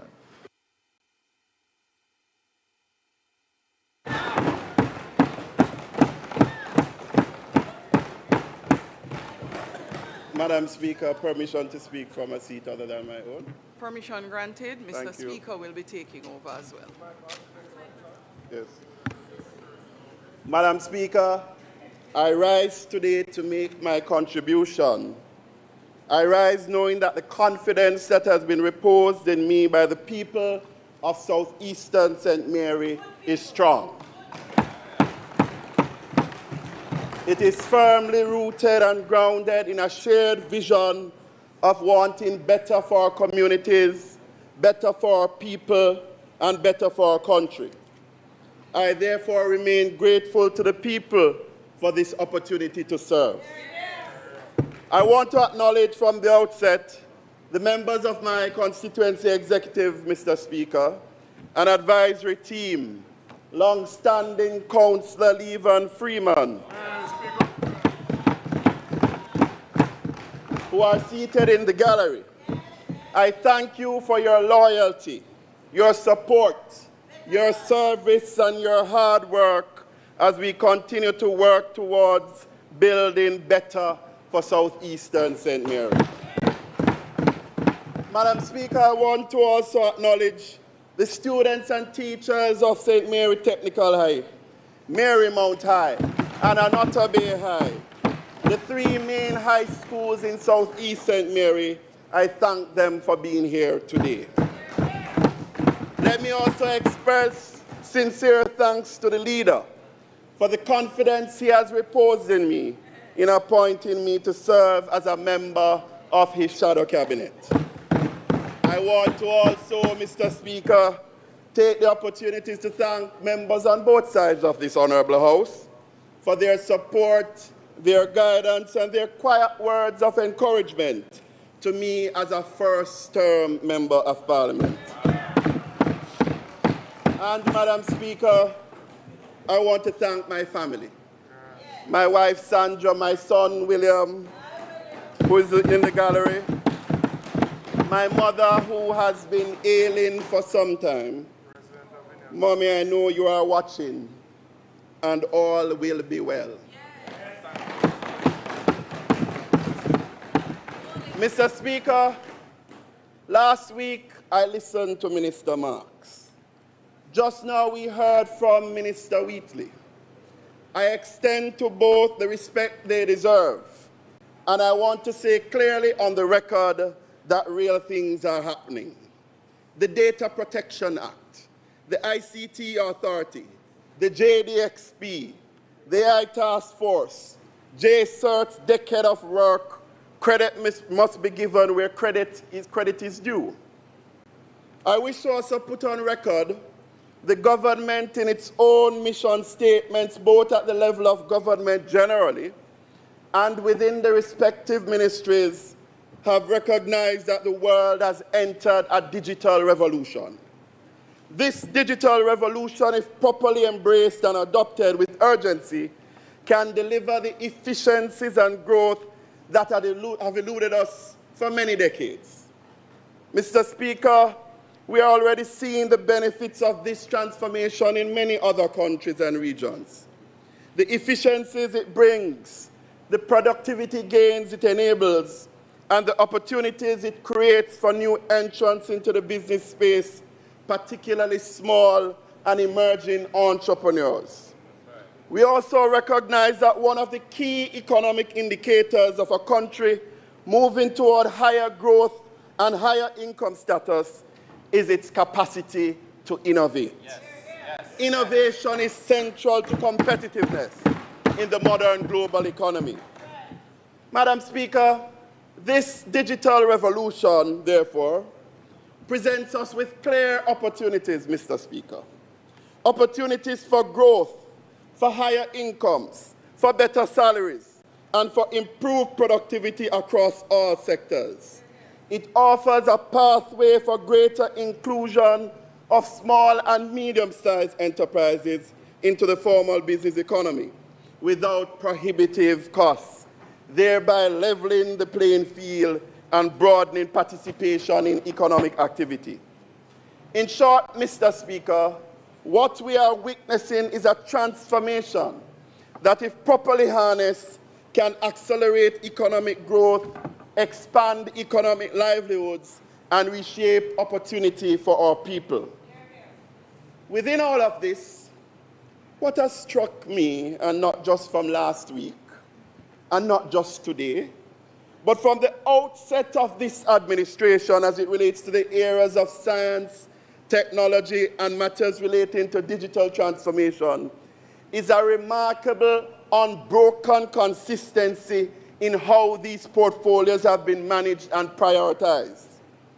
There is, Mr. Speaker, a consistency to confuse announcement with accomplishment, yes, to celebrate speeches as action, and now in recent time to position assessment as transformation. We have been talking a lot, making loads of announcements. The minister, in his own words earlier, said that the sector has been sleeping. What an admission. But the modern infrastructure, complete with the required funding and the required legislation, has been consistently missing. And so it is therefore understandable, Mr. Speaker, that the Jamaican people and key industry stakeholders and practitioners are now entitled to shift the question to not what is the vision, but what has been delivered. Madam Speaker, Mr. Speaker, let me ground this in evidence, as I don't come here to just chat or to be partisan or to criticize. Jamaica does not have the time for that in this rapidly changing and unfolding digital revolution.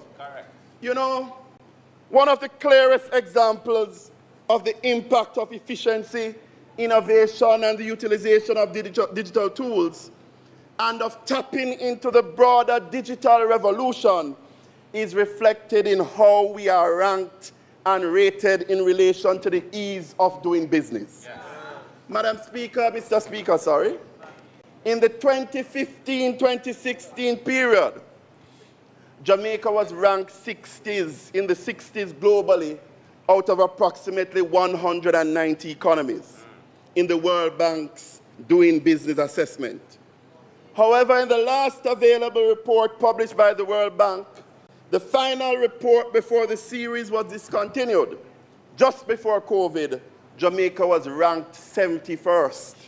We are going in the wrong direction. The World Intellectual Property Organization, WIPO, Global Innovation Index, ranks 139 countries on whether they are genuinely building the systems that drive modern economies. In 2020, Jamaica ranked 72nd. In 2025, 83rd. Taken closer, it represents 5 years of consecutive decline. Year after year after year after year of decline. Again, going in the wrong direction. From the same WIPO, knowledge and technology outputs ranks Jamaica 117th out of 139. Network readiness, 94th out of 127. These are not opposition statistics, Mr. Speaker. These are independent international scorecards. And the WIPO Director General was just here last week in Jamaica. Madam Speaker, Mr. Speaker, one number I want every Jamaican listening to hold in their mind. In all of 2023, the entire year, Jamaican inventors filed 2 patents. 2. Ranked 121 out of 139 globally. Down 75% from the year before. No tech unicorn. There is not one Jamaican university in the international rankings. And this is not because we lack talent. Madam Speaker, our culture is extraordinary. Indeed, Jamaica is one of the great cultural powers of the world. Our music, our language, our rhythms, our creativity shape global culture every single day. Sports. But in the age of artificial intelligence and digital transformation, we must now ask, who owns Jamaican culture in the digital century? Artificial intelligence systems are now being trained on Jamaican music, Jamaican accents, Jamaican slang, and Jamaican creative expression, often without compensation or protection for the Jamaican people. Our culture is being mined as data while others monetize what Jamaica created. Mr. Speaker, innovation without sovereignty can become extraction.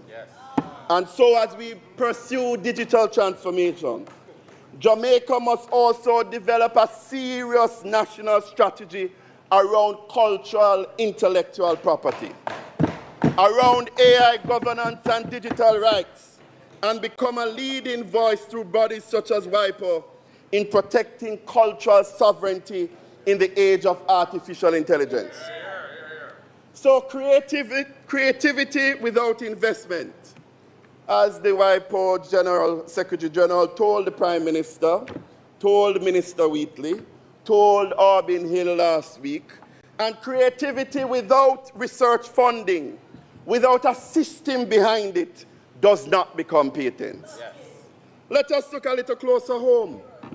The Minister of Science, Energy and Technology Strategic Business Plan 2022 to 2026, which was published in February 2022, and this is the government's document, yes, states in strategic objective number 8, and I quote, facilitate an increase in investments in R&D, science, technology, and investment to 1% of GDP by March 2026. I heard the minister said earlier that it is 0.7% now. But if you check the WIPO records, there is no R&D expenditure figure for Jamaica at all. What? The Global Innovation Index ranks Jamaica 124th out of 133 on the scale as it relates to research and development. Sadly, Jamaica ranks 3rd in the entire world on the Human Flight and Brain Drain Index. More than 40% of every Jamaican who earns a university degree is living and working abroad. The nurse from UWI is in Canada. The engineer from UTAC is in London. The IT professional who could be building Jamaica's digital systems is in Florida. They did not leave because they didn't love Jamaica. Mr. Speaker, they left because Jamaica has not built the environment where their talent can be valued with dignity. No retention strategy. No tax incentive for the STEM professional who stays. No innovation district where returning diaspora can build something meaningful. Mr. Speaker, I want to talk about a young lady who is from a community called IB, Boreal, on the outskirts of Anata Bay in my constituency. She's in her late 20s. Yes. She has 2 children. And she lives with her mother while she stays in Kingston, Sundays to Fridays each week. Yes. She has 3 other siblings. None works. 2 are still in school. Her mom also doesn't work. She is the breadwinner. She handles hundreds of calls a day, works hard, sends what she can home to help with the household, trying with everything she has to build something for herself and her family. She works in one of Jamaica's call centers. She represents thousands of Jamaicans, especially in the Montego Bay, St. Andrew, and Kingston area, whose livelihood depends on this sector. Yes. And right now, not in the future, but right now, Mr. Speaker, companies running these call centers globally are testing AI systems that do exactly what she does. Faster, cheaper. This government formed an AI task force in August 2023. Recommendations were published in 2025. UNESCO assessment completed in April of this year. And they are now, as of this sitting, beginning to draft a national AI policy. 3 years and Jamaica still has not enacted a plan. Shame. She needs a specific funded named program. Here is where you go. Here is what you learn. Here is who pays. Here is what job is waiting on the other side. Many other countries are doing this. Why can't Jamaica do this as well? There are thousands who are like this young lady who want an end to the glossy symposiums, who want an end to the nice speeches, who want an end to the dilly-dallying. Madam Speaker, every Jamaican remembers Hurricane Melissa, October 2025. Cell towers down across entire parishes. Emergency service operating blind. Melissa was a natural disaster. We could not stop her. But what Melissa revealed clearly and painfully is what happens when Jamaica's infrastructure fails, when things go down, when services stop. And Madam Speaker, that collapse can happen because deliberately. The Caribbean, as the Minister acknowledged earlier on, is the fastest growing region in the world for cyber attacks, growing at 25% every year. We have had some major breaches, and I heard him said 49 million earlier, over the past 5 years, some public, some not disclosed. Both within the public and private sector, there have been breaches. The port of Kingston, if that goes down, nothing moves. There is no institutional or legislative framework that gives the government of Jamaica legal authority to compel the public sector, to compel customs, to compel a hospital, a port, or a utility to meet minimum security standards. We hear the minister announcing that that is the start now. We need that long time, and we need it now. Only a cyber security act can do that. Madam Speaker, that gap was identified in 2015. The government told the OAS, in their own words, the work is progressing with an anticipated completion in 2027. Madam Speaker, 2027.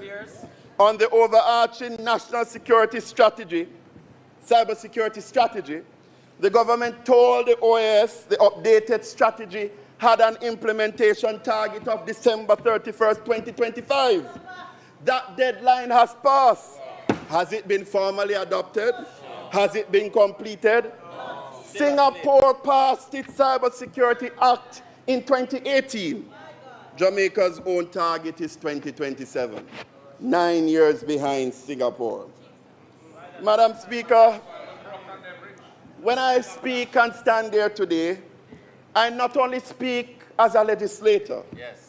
I have been in the senior leadership of private sector companies in this country, across the table from the government institutions in these areas. I work directly with needs and experience the lengthy delays, lethargy, and missed deadlines. I worked with eGov Jamaica and saw the downgrade, scaling down, underfunded activities which demoralized the professionals therein. I navigated JAMDEX with the Bank of Jamaica. So I've experienced the versions which are behind the conference and the glossy speeches. The pattern is real and always the same. Grand announcement, grand attention, and then timeline stretch, cost raise, confusion sets in, and eventually a new name, maybe a new minister, a new speech, a new acronym, and then it starts again. JAMDEX from the private sector side, confusion. A complete legal tender framework, but no operational plumbing. No merchant adoption plan. Right now, no published roadmap. eGov became the ICT authority, a 6-year-old act, finally operationalized in April of 2025. Budget reduced, Minister, in the recent budget exercise. The JDXP now presented as a flagship achievement. The JDXP is the right tool, we acknowledge that. But where is the mandate requiring every ministry to use it by a specific date? The Data Protection Act, of which the minister spoke earlier, passed 2020, enforced 2023, a 3-year gap, and then widespread confusion in the private sector. Regulations still being written after enforcement had already begun. Scrappy execution. In fact, the Act says that the law is to be reviewed every 5 years, and that timeline has already passed. Madam Speaker, Mr. Speaker, I say to both ministers, sincerely, and I say to the Honorable Prime Minister in his absence, we want Jamaica to succeed, but let us get it right. Less announcements, less global workshops, more execution, more legislation, more funding, and more delivery. Yes. But what is it that Jamaica needs now? Jamaica needs these things. A cyber security act. The government says 2027, we need it now. Yes. No. Jamaica needs an updated national cybersecurity strategy. Yes. The government told the OAS December 31st, 2025. No. That deadline has passed. Yes. We need it now. No. Jamaica needs an enacted AI policy with a binding deadline and within it a specific funded reskilling program for workers displaced by automation. A pathway the young woman in my constituency can actually access it. We need it now. Jamaica needs one national digital skill plan, not 10 separate programs in 10 separate corners of the administration. One plan, one binding target. Jamaica needs it now. Jamaica needs a university commercialization framework so that research at UWI and UTech generates patents, licenses, and companies that create jobs in Jamaica rather than careers abroad. We need it now. Jamaica needs a new R&D investment target. We heard the minister say 1.5. We don't even know if the 1% he indicated a few years back has been met. We need a new target. Fund it, report it. Let WIPO find Jamaica's number on its platform. We need that now. Mr. Speaker, I want to now quickly reflect as a citizen who has the honor to sit in this parliament as an elected representative. Because what I want to speak about now is bigger than any one administration, bigger than any one side of this chamber. It is about government as an institution. Madam Speaker, Mr. Speaker, there is no doubt that we are facing a challenge in the truest sense of being a participatory democracy. We are already seeing it. Voter turnout failing. Figures of 37% in the 2020 COVID election. But then 39% last year with no COVID. Engagement is declining. A growing number of Jamaicans, especially young Jamaicans, who have concluded that it does not matter who is in power because the system does not work for them regardless. Madam Speaker, Mr. Speaker, this is a verdict delivered not at the ballot, but by staying away from it. And it is a verdict that every single person in this chamber, on both sides, should find deeply troubling. Because when people disengage from government, the feedback loop that holds government accountable breaks.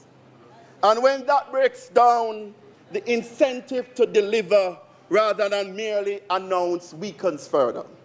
It is a cycle. It is dangerous. Mr. Speaker, and beyond the politics and partisan contention, the people simply want government to work. I get calls every day from the people of my constituency about garbage not collected, about street light bulbs not working. MP, the area is in darkness. About water pipes that are burst. About roads. And sadly, they don't really care whether it's MP road or parish council road. They want the road fixed. They want to go to hospital. They want the drains to be cleaned. They want to go to hospital and to be treated with respect and dignity. And they want to send their children to school to receive quality education and come back home safe to them. These are not extravagant demands.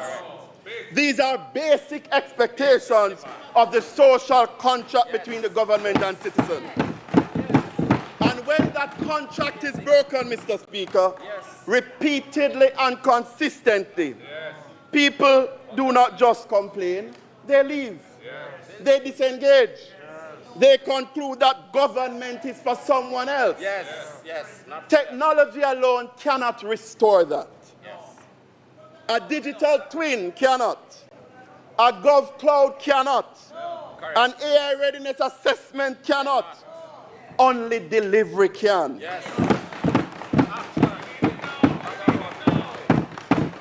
Consistent, visible, measurable delivery that reaches ordinary people in their ordinary lives. Mr. Speaker, movements across the globe indicates that the final element in the system of globalization, that is the free movement of people, is facing rejection, particularly in the West. And more developed economies with a growing anti-immigration wave is emerging. We see it in the UK. We see it in the North. We see it in France. We are even seeing it in Africa, in South Africa. Jamaica has to get it right. Though we are a migratory people, the world is closing in that area, but expanding in the sphere of digital economy and AI innovation. Jamaica has to get it right. For the students from Anata Bay, for the students from Marymount, for the students from St. Mary Technical in this gallery today, watching and listening, and the thousands who will be graduating shortly, Jamaica needs to get it right. For the thousands of BPO workers, Jamaica has to get it right. For the thousands of young professionals and tertiary graduates, Jamaica has to get it right. For the mass of the working class who are increasingly finding it difficult to make ends meet even in the context of reported low inflation and low unemployment, Jamaica has to get it right. For the many Jamaicans across all walks of life who are finding that Jamaica is increasingly becoming unaffordable, Jamaica has to get it right. For the small and micro-sized business and individuals who want to set up their businesses or make their businesses grow and become efficient and productive, Jamaica has to get it right. Enough of the reviews. We heard more reviews announced today. Enough of what is to come. Enough of the announcements. Enough of the death by acronyms. We do not have the time. Jamaica has to get it now. Jamaica has to get it right. And we must lead that process from inside here. I thank you, Mr. Speaker.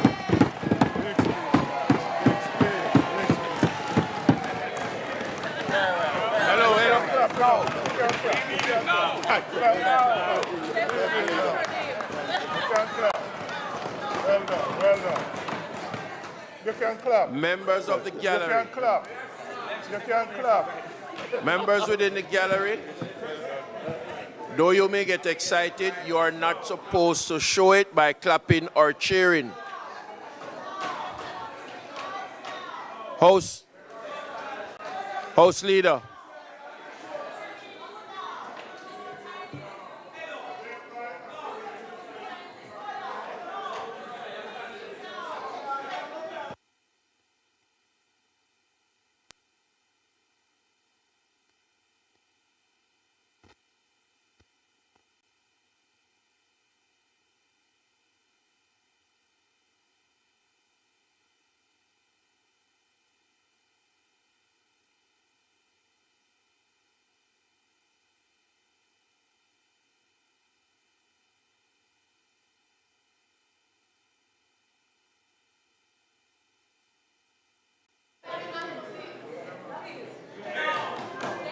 Mr. Speaker,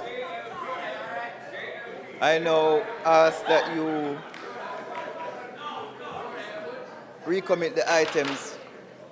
I now ask that you recommit the items previously suspended and maintained. Oh, thank you very much, member, for your very exciting presentation. We'd like to thank the, no, to be fair, you're correct. We received presentations today from the Minister without portfolio in the Office of the Prime Minister, with responsibility for science, technology, and special projects, and Member of Parliament for St. Catherine South Central. Also from the Member of Parliament for Westmoreland Eastern, Dr. Dayton Campbell, and Member of Parliament for St. Mary's South Eastern. I think all three presentations merit commendation. And I want to also appreciate the members for recognizing the importance of time. Thank you very much. I wish to now suspend the debate, and I ask that you recommit the items previously suspended. The request is on the floor that the debate be suspended and a recommittal to the agenda items. Those in favor? Those against? The ayes have it. House Leader. Sorry.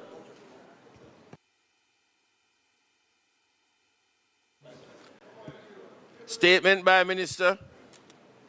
Announcement. Laid on the table of the House are the following: annual report and audited financial statements of the Jamaica Civil Aviation Authority for the financial year 2022-2023. Annual report and audited financial statements of the Sectoral Management Authority for the financial year 2023-2024. Annual report of the University of the West Indies Mona campus for the academic year 2024-2025. The Integrity Commission's investigation reports into concerns that the following officers employed to the Clarendon Municipal Corporation failed to file their statutory declaration with the Commission for the year 2023, contrary to law and their indicative rulings. 1, Mr. Rohan Sherwood, a project officer, and Mr. Sheldon Allison, a compliance officer. Integrity Commission's investigation reports into concerns that the following officers formerly employed to the Cannabis Licensing Authority failed to file their statutory declaration with the Commission for the year 2023, contrary to the law and their indicative rulings. Mr. Dwight Bailey, a Director of Human Resource Management and Development, and 2, Mr. Philip Chambers, a Senior Director of Operations. Integrity Commission's investigation report into concerns that Mr. Ricardo Monroe, a Manager, Public-Private Partnership and Privatization, employed to the Development Bank of Jamaica, failed to file his statutory declaration with the Commission for the year 2023, contrary to the law and its indicative ruling. Integrity Commission's investigation reports into concerns that the following officers employed to the Forestry Department failed to file their statutory declaration with the Commission for the year 2023, contrary to law and their indicative rulings. 1, Mr. Jason Gordon, a Director of Forest Resource Assessment. 2, Mr. Jakes Plummer, a Senior Compliance and Enforcement Officer. And 3, Mr. Clovis Daniels, an Inventory and Source Officer. Integrity Commission's investigation reports into concerns that the following officers failed to file their statutory declaration with the Commission for the year 2023, contrary to the law and their indicative rulings. 1, Mr. Michael Hurst, a forklift operator or current porter employed to the Bank of Jamaica. 2, Mrs. Michelle Toyloy Carter, an executive director formerly employed to the Devon House Development Limited. And 3, Ms. Tion Harvey, a temporary audit assistant formerly employed to the Betting, Gaming and Lotteries Commission. Statement on fiscal performance for the Independent Fiscal Commission for the fiscal year 2025-2026. Bank of Jamaica Monetary Policy Statement for the 6 months ended March 2026, the Bank of Jamaica Quarterly Monetary Policy Report for the quarters ending February 2026 and May 2026, the Auditor General's Department's audited financial statements for the Parochial Revenue Fund for the financial year 2023-2024, Auditor General's Department certified appropriation accounts under head 16049 from the Management Institute for National Development 2024-2025, and finally the report of investigation concerning allegations of corruption, impropriety, and irregularities in the grant, variation and revocation of firearm licenses and storage of firearms and ammunition at the Firearm Licensing Authority, FLA. Thank you, Mr. Speaker. Bills brought from the Senate. The following is a message from the President of the Senate to the Honorable House of Representatives. I have the honor to advise the Honorable House of Representatives that on the 22nd day of May 2026, the following bills were passed in the Senate without amendment: an act to amend the Conch Export Levy Act and an act to amend the Jamaica Dairy Development Board Act, expand the definition of milk in keeping with international standards, and provide for connecting matters. Honorable Thomas Tavares Vinson, OJ, CD, KC, JP, President of the Senate. Thank you, Mr. Speaker. Petitions, papers, report from committees, notice of motion given orally. Mr. Speaker, I beg to give notice that at the next meeting of the House, I will move the following motion. Be it resolved that this Honorable House appoints a select committee comprising of the following members: Honorable Robert Montague, Chairman; Honorable Xavier Main; Honorable Donovan Williams; Honorable Tova Hamilton; Mr. Dwayne Smith; Mr. Julian Robinson; Mr. Dennis Gordon; and Mrs. Heather Miller Bennett, to sit jointly with a committee to be appointed by the Senate to consider and report its findings to the House of Representatives on a bill entitled An Act to Establish a Regulatory Framework for Shared Communities to allow oversight by the Real Estate Board for the use of and operation of community common property, to provide for the regulation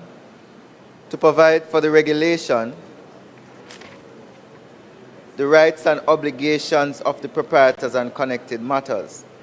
Mr. Speaker, I further beg to give notice that at a later stage today, I will move for the suspension of the standing orders to enable me to take the motion, notice of which was given. Question and answers to questions. Motion that may be made at the commencement of public business requiring notice. Motions relating to the sitting of the House. Motion for leave to introduce bills. Presentation of bills without leave of the House first obtained. Public business.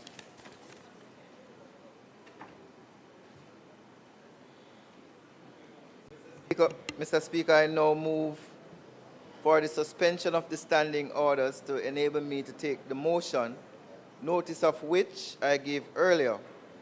The question is that the standing order be suspended to enable the minister to take the motion, notice of which he gave earlier. Those in favor?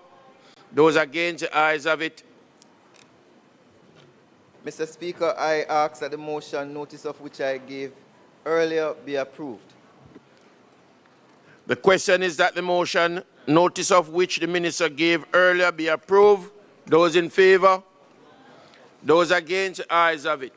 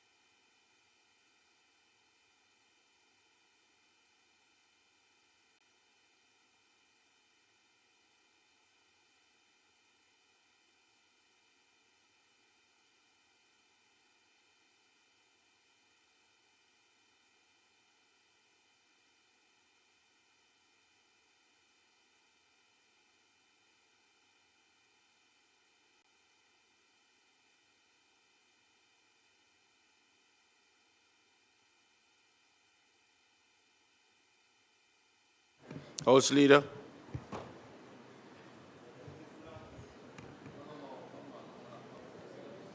You have.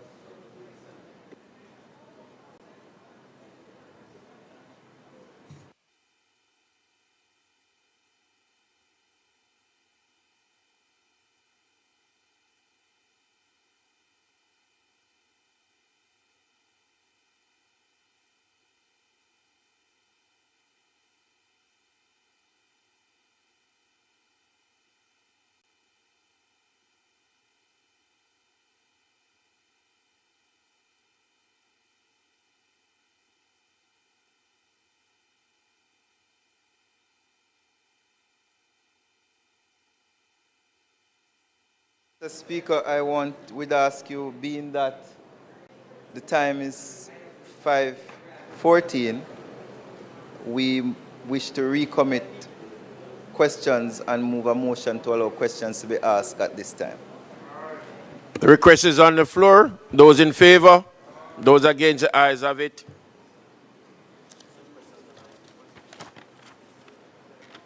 Question and answer. 2 questions. Mr. Speaker, in keeping with standing orders 15, I intend to circulate these questions to the Clerk of the House.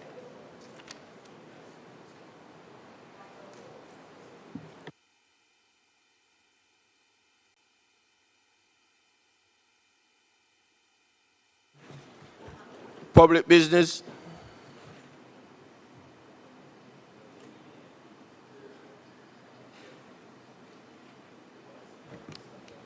Mr. Speaker, it is not intended for us to do any further business today, and as such, I ask that the House be suspended for a date to be fixed.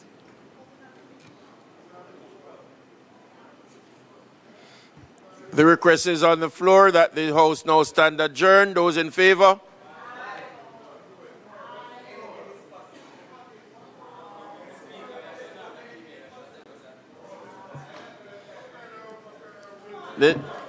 This House now stands adjourned.